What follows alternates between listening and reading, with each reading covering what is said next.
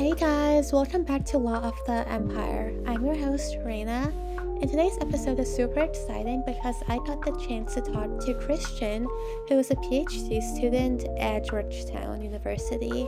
He is currently studying historical philosophy, and he had a lot of interesting thoughts to share about 18th and 19th century France, Britain, and the UK, and how we can use a historian's thoughts to shape our present day thinking and shape how we think about our present day situation. This episode is super informative, and I know I learned a lot, and you all will too. So, without further ado, here's Christian.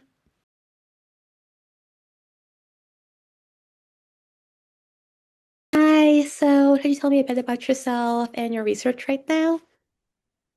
Yeah, my name's Christian Gonzalez. I'm a PhD student at Georgetown and a freelance writer. And most of my research right now has to do with the question of whether we should morally judge the past. And then I have a few interests that are related in some ways to that, some of them in moral philosophy and others in political theory. I could go on, but that's roughly the topics, the fields I'm interested in. That's really interesting. So, is it a specific century or time period, or is it just kind of all over the place that you're interested in? The kinds of thinkers I study and I'm inspired by usually come from the 19th century to the present. Mhm. But when I'm in my dissertation, when I talk about how we should judge the past, I'm interested in the whole past, the whole human past.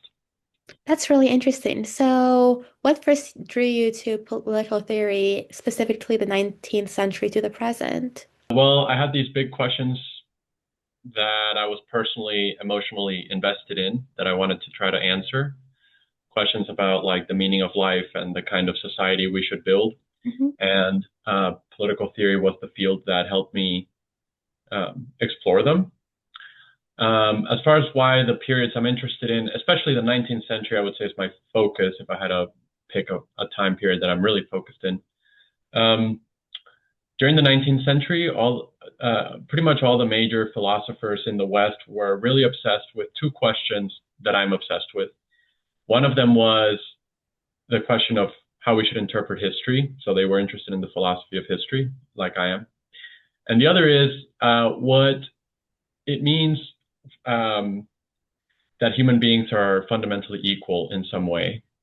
So they're grappling with the meaning of human equality. And so I'm interested in those questions, and a lot of the 19th century thinkers were interested too in That's them. really interesting. So, what kind of research have you found so far, and what are your findings based on your work? So as far as my dissertation goes, my basic argument is that we should criticize the parts of the past where human equality was severely violated in some way.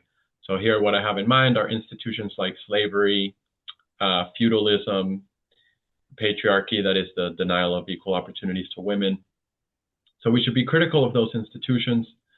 But at the same time, I want to say that we should be lenient in our criticisms of those institutions, but especially lenient in our criticisms of the people who upheld them. And that's because I think it is generally good to be forbearing and forgiving and understanding of people's moral failings, which doesn't mean you don't criticize immoral actions when they're committed, but it does mean that you hold in check your kind of desire to condemn and to be outraged with other human beings who are fallen and flawed, just like you. Hmm.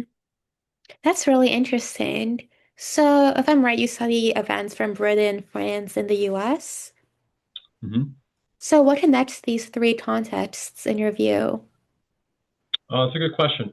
So in the period I'm studying, they're dealing with similar processes.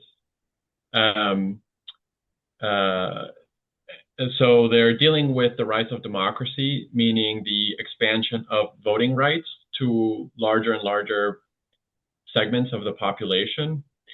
And they're dealing with industrialization. so the development of an industrial economy. And they're dealing with the problem of slavery. America had slavery within its own soil. Britain and France had slavery in their colonies. So I guess thematically, all these questions have to do with human equality in some way. And so that's kind of the thematic interest that links those three countries. That's interesting. So, what have you found in terms of human equality in the past and in the 19th century for all of these three countries? I guess, one common thread, there's a lot to be said there, but one common thread is that in all those countries, equality was a kind of contagion. So once you got the idea in the French and American revolutions that all men are created equal, that was a kind of central motivating idea for those two countries, and it had its manifestations in Britain as well. Once people started to believe that, they started applying it to other areas of life, and to criticize other kinds of inequalities and social hierarchies that hadn't really been questioned all that much before. So once you drop the notion of human equality into a culture, into a society with inequality, everything kind of is open to question. All those social institutions are open to question, and you have to figure out whether you have to change the institutions in light of the fact that human beings are moral equals. That's really interesting. So, how did all these people start criticizing the societies and stuff? Was there like a specific way? Like, how did they go about their criticism? Yeah, there are different ways. So in America, the abolitionist movement and the early women's rights movements both appealed to the Declaration of Independence and the legacy of the American Revolution in order to press their case, both against slavery and for women's equality. So they say, well, the Declaration says all men are created equal, but why shouldn't we, Black slaves or we women, be included in that? In France and in Britain, the workers' movement, so there were already industrial workers by the mid-19th century in cities, and they wanted the government to do more for them, to make their life better. And they also appealed to the notion of human equality. So those workers' movements, yeah, they wanted the government to help them out economically, but they also were asking for the expansion of the franchise, of voting rights. And again, they appealed to equality in order to make those demands. Okay, so how did these debates about slavery and abolition and women's rights shape early democratic theory in the US and in Europe? I'm not sure I have a ton to say about that off the top of my head. I'd have to think about it. But the main way that it occurs to me that they did is that the notion of who was a citizen and who was a full member of the political community was steadily expanded as a result of those movements. To give one example, in 1791 in France, this was during the French Revolution, the first constitution that the revolutionaries drew up did not have universal suffrage. So suffrage was, well, women were completely excluded, and there was a property qualification. So that meant that that full membership in the government, in the part of the community that gets to participate in politics, was not yet fully established. And so what these movements for workers' rights, women's rights, the rights of racial minorities, what they help to do over time is to expand full membership in the political community to groups of people that were previously excluded from it. That's really interesting. So these movements also helped give rights to excluded communities and kind of expand the amount of people that could be included in these communities. Yeah, that's right. With varying levels of success and at different time, over different courses of time in the case of each movement.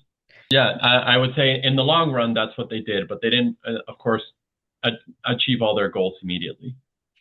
Okay, got it. Yeah, So, do you see contradictions between Enlightenment ideals of freedom and the historical realities of slavery?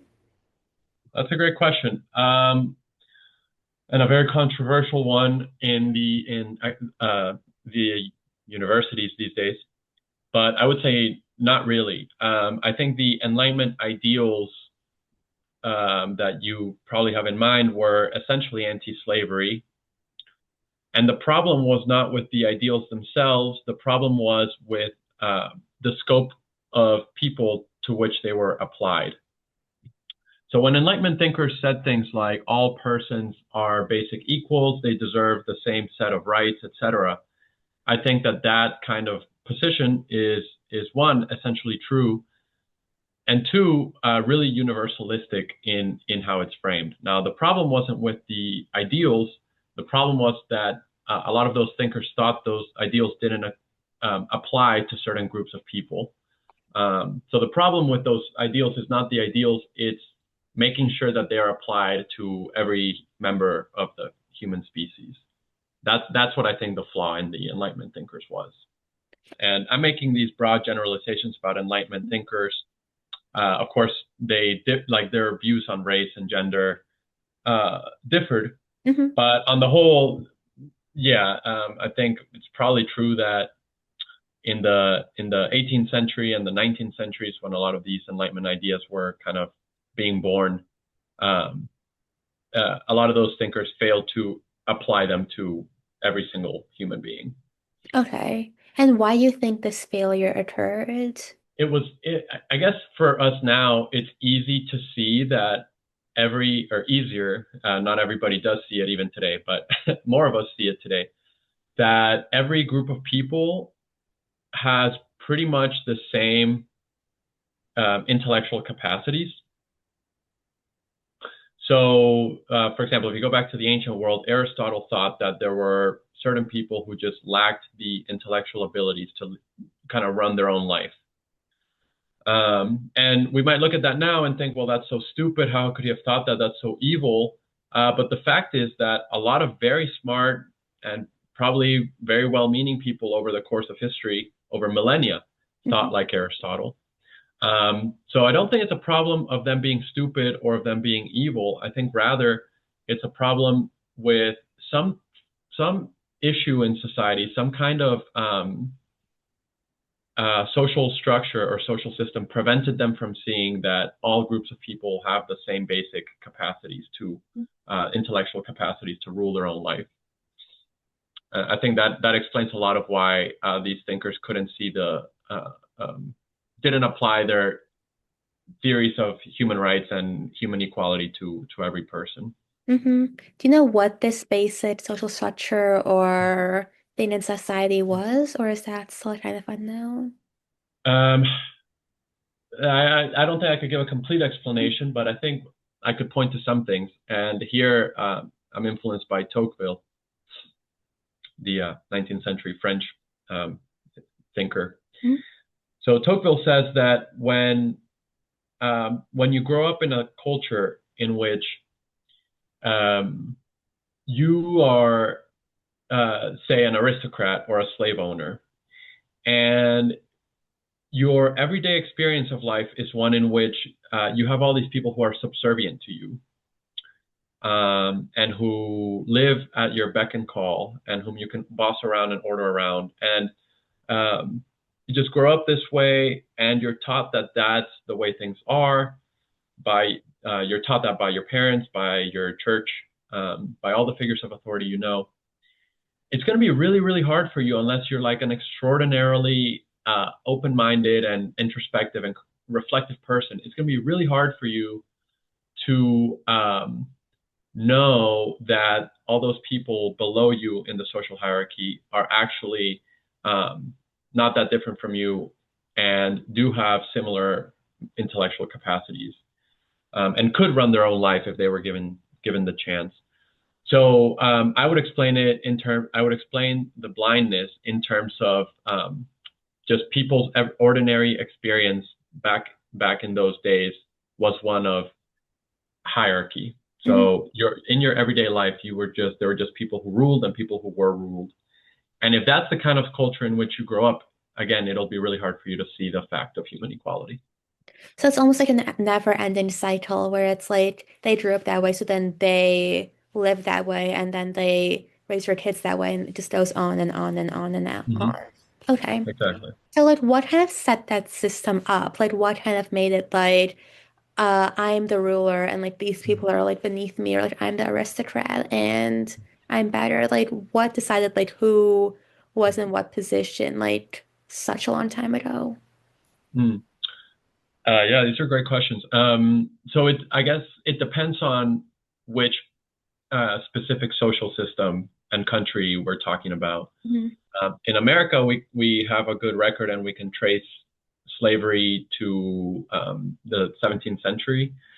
Um, uh, in Europe, the feudal system, I suspect that its ultimate origins are a lot hazier.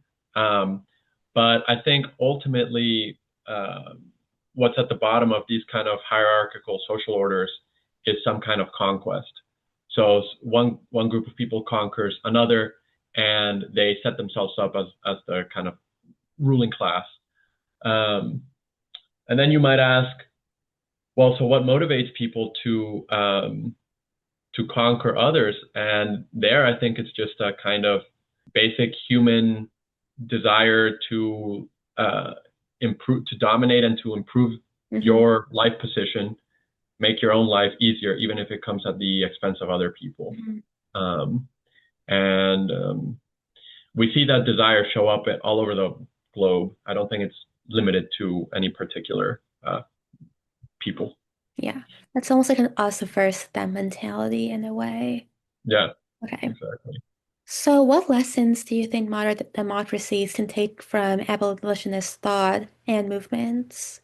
I think all these movements that I'm interested in were onto something in thinking about this idea of human equality and figuring out, uh, trying to think through, well, which of the inequalities are in our society today are really intolerable and are ones that we shouldn't put up with.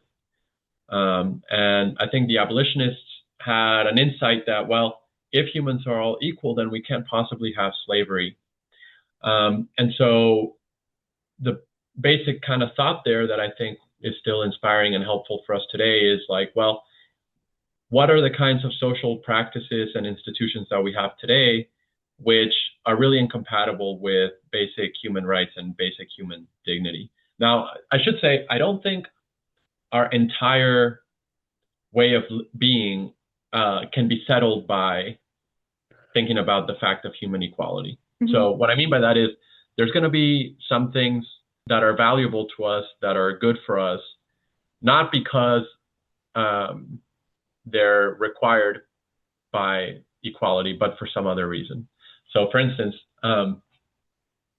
I think when you ask yourself what makes for a good life, so what kind of life should I lead? I have the choice to do this, to like pursue this career path or this other one, or I have the job to hang out with this group of people rather than this other one. I don't think you're going to be able to answer those questions by thinking, what does equality tell me to do here? Um, there, you're going to have to think of a different question, which is, what does it mean for a human being to flourish? And that's a whole separate branch of philosophy. Um, so, so, um, so yeah, I don't want to say that equality holds all the answers, but I do want to say that we need to think about equality to answer a lot of questions about how our society should look. Yeah, totally. So, kind of branching off of that, how do Mhm. 18th and 19th century political thinkers help us understand today's democratic challenges? Well, I guess I would refer to some of the ideals that they advocated for that I've already mentioned. I think they were dealing with a lot of problems that are still characteristic of modern times and of our own era. for example, problems with different groups demanding more rights for themselves, problems having to do with the economy and all the changes that are all the social changes that are brought about by economic changes. They were dealing with a kind of globalization, just as we are. Of course, not saying everything is identical, but there is enough similarity between those 19th century authors and our own times to give us food for thought. I guess one figure I haven't mentioned and one thought I haven't shared is another figure I quite like, which is Edmund Burke. So Burke was an 18th century British thinker and politician. He was a member of parliament. And he's become very well known in our time as the kind of originator of a certain mode of conservative thought. And the kind of conservatism he defended was one that was skeptical of dramatic changes to the status quo and revolutionary kinds of politics. And I think there's a lot we can learn from Burke as well. Yeah, totally. Do you have some examples of learnings we could learn? Yeah, so I guess this is where different parts of my way of looking at the world are in some tension with each other. So let me explain. All the egalitarian movements that I was mentioning earlier, so the women's rights movement, the abolitionist movement, the workers' movement, various movements to expand voting rights on class bases, along the basis of class. All of these movements were challenging the status quo. They were challenging the way societies at the time were run. And I think by and large, they often were challenging the status quo for good reason. So we always need to be open to the possibility that that the social institutions in our society are unjust and need to change. At the same time, and this is, I think, Burke's insight. So Burke wrote an influential book criticizing the French Revolution. And I think he went too far, but there was a thought there that's worth preserving, which is that you can cause an awful lot of destruction and wanton violence and mayhem in your desire to pursue justice and make the world better. So while I don't think we should keep things exactly the way they are, I also want to warn against the kind of revolutionary politics of the French Revolutionary kind or of the like 20th century communist kind that is willing to just basically kill everybody until you fix society. I mean, that's a little bit of a uncharitable to what those revolutionaries were up to, but not my bunch. So on the one hand, those movements I mentioned earlier that inspire us do point the way toward the need for reform and the need for promoting equality where that's needed. But Burke reminds us of all the destruction that we can cause by trying to improve things. Mm-hmm. And there's a way that we need to keep these two thoughts in our mind as we engage in politics. Yeah, totally. So like even though some revolutions and changes of the status quo can be good and result in change, we should still be mindful of the harm some ways of thinking have and not just jump on the newest revolution that's currently going on almost. Exactly. And in addition to that, we also need to be attentive to the good things about our society and about the status quo, which is a very unpopular thought these days. Mm-hmm. It seems like most people, both on the right and left, have a kind of more or less revolutionary politics where they think everything about the status quo is terrible. But it still strikes me, we live in a country which, for all its many, many problems, doesn't just randomly torture people, like pick people off the street and torture them in like dungeons. Yeah. And you might think, well, okay, is that so great? By the standards of human history, yeah, it is really great. Like, not every society can say that it doesn't pick people off the street and torture them. Yeah. And so that's something to be grateful for. Mm-hmm. Totally. So like while there is like still a lot of change that needs to be done, like we have it like pretty good in comparison to like historical times and like what Mhm. used to happen all the time. Yeah, and what still happens in all kinds of dictatorial regimes across the world today. Totally. So, are there any lessons from revolutionary thought that resonate with current global movements for freedom and equality? So this is the Burkean part of me. Mhm. I am very reluctant to call for revolution. Mhm. I do. I don't think. I think revolutions can be justified, and there have been justified revolutions. But I think it should be a kind of last resort, Mhm. and we should be really careful before we start calling for revolutions. And I think by and large, in at least Western liberal democracies, it would be wrong to call for revolution or to violently try to overthrow those systems. Um, so I don't have off the top of my head a country that I would want to revolutionize in the present. Mhm. Um, but I guess revolutionaries, if I have to, yeah, to give them their due, they are always looking at, uh, they're always trying to find whatever source of injustice um, is oppressing people, and I guess that's the insight. We do need to be sensitive to um, whatever source of injustice exists in society. Yeah.